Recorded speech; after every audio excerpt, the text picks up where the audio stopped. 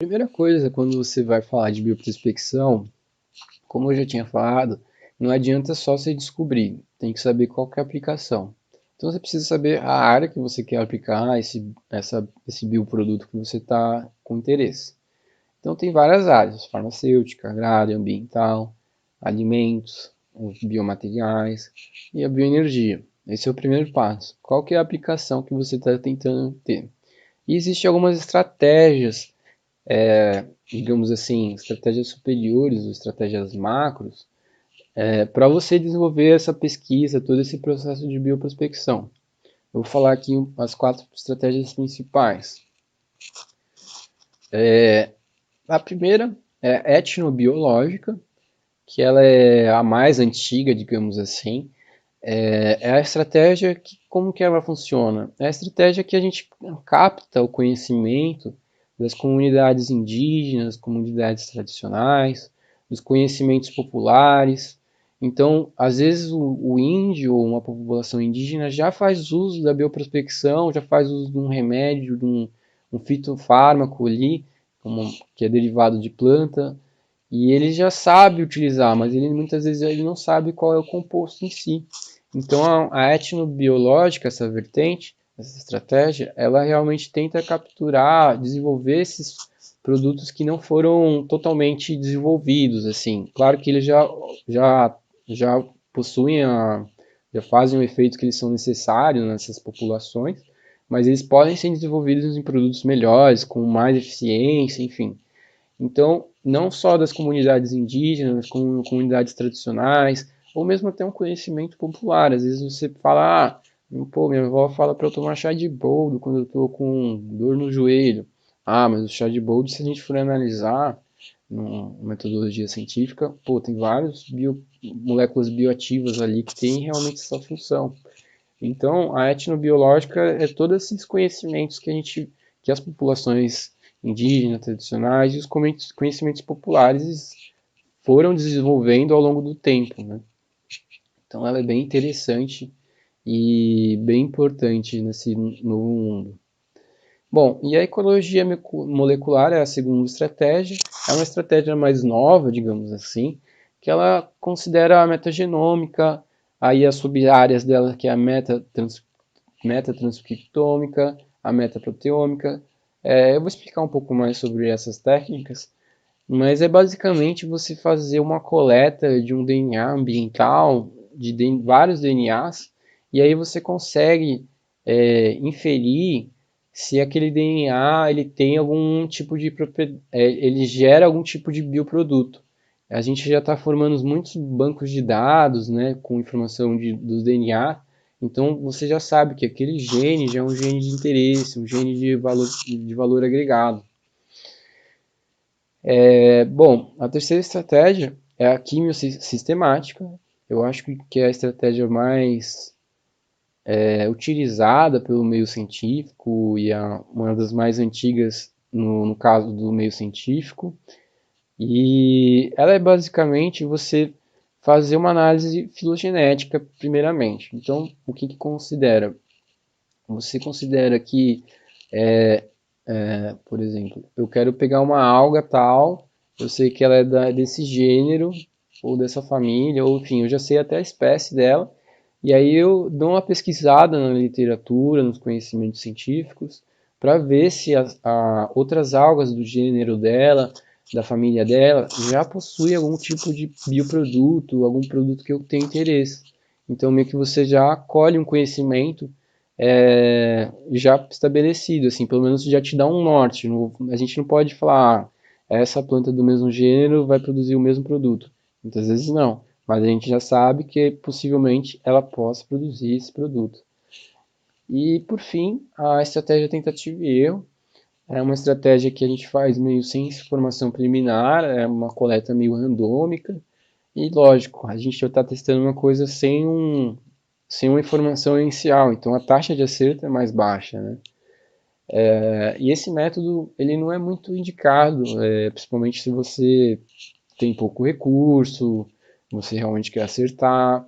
Ele é mais utilizado em métodos automatizados, então eles já fazem várias coletas, em grandes indústrias, então realmente vai testando um monte e não para, digamos, para fazer uma análise de cada coleta que você vai fazer, enfim, então é uma estratégia mais em larga escala, né? E bom, essas estratégias nenhuma é excludente da outra, tá? Você pode utilizar todas elas em conjunto. Claro, vai ser um pouco difícil usar todas, mas você pode usar a química sistemática com a etnobiológica, enfim, você pode, por exemplo, averiguar um conhecimento popular ali que falam, ó, esse boldo aqui, aí ele tem talvez essa atividade, aí você procura na ciência, na filogenética, pô, a família do boldo também produz esse tipo de produto, então você já sabe o caminho, mas você primeiro angariou o conhecimento de forma da etnobiológica, entendeu? Então, realmente não existe um caminho certo. O importante é você conseguir atingir seu objetivo.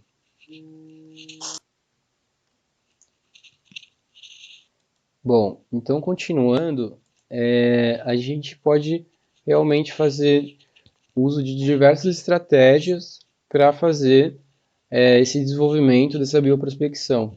Mas o ponto primário, o ponto essencial também, depois que você definir como você vai angariar esse conhecimento, essa estratégia superior, é saber qual é o método que você vai utilizar para avaliar, né? O que você vai avaliar? Você vai avaliar uma atividade biológica? Você vai avaliar uma atividade física desse composto? Você quer saber se ele tem uma resistência?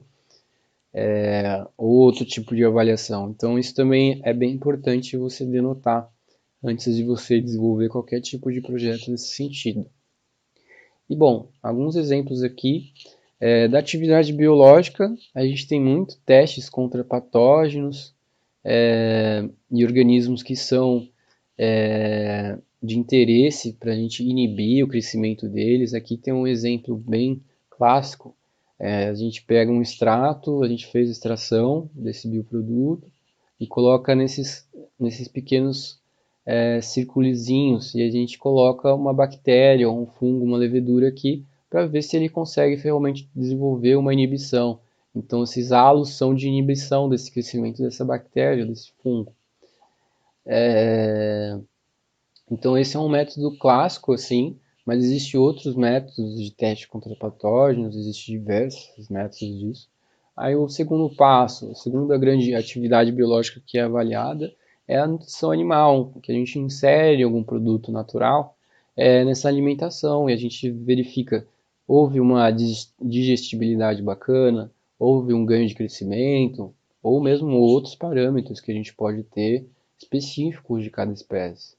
E também nas plantas, que a gente tem uma indução, inibição de crescimento, a gente quer ver uma reação, se essa planta gera algum desenvolvimento específico. Por exemplo, eu vou inserir esse tipo de nutriente aqui, eu quero ver se ela ganha um tipo de coloração um pouco mais avermelhada, enfim.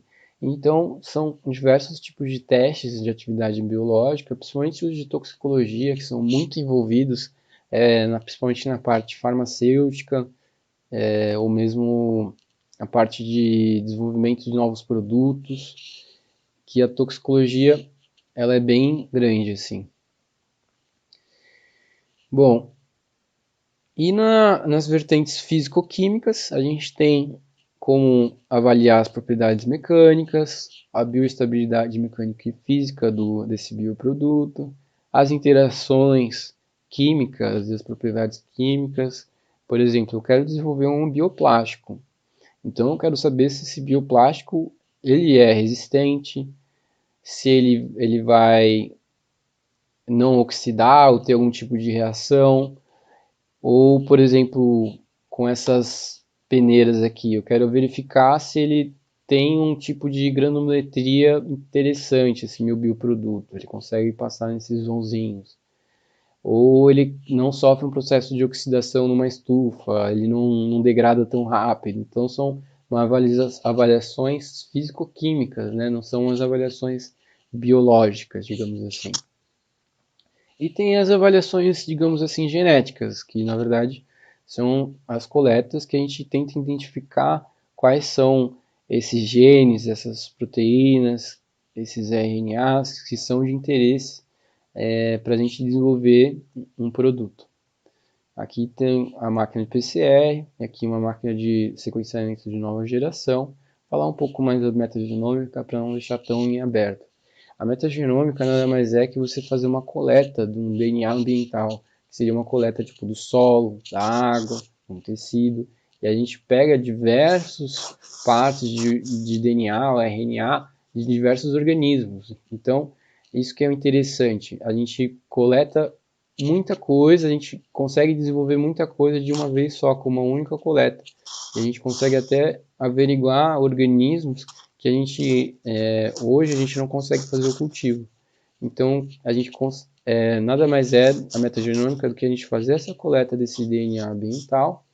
Aí a gente pode também fazer o sequenciamento direto, amplificar o gene, enfim. E aí, no final, a gente consegue, depois de minerar os dados, de avaliar, fazer toda essa análise desses dados, a gente sabe dizer se ele tem o potencial de produzir um produto ou mesmo algum tipo de serviço.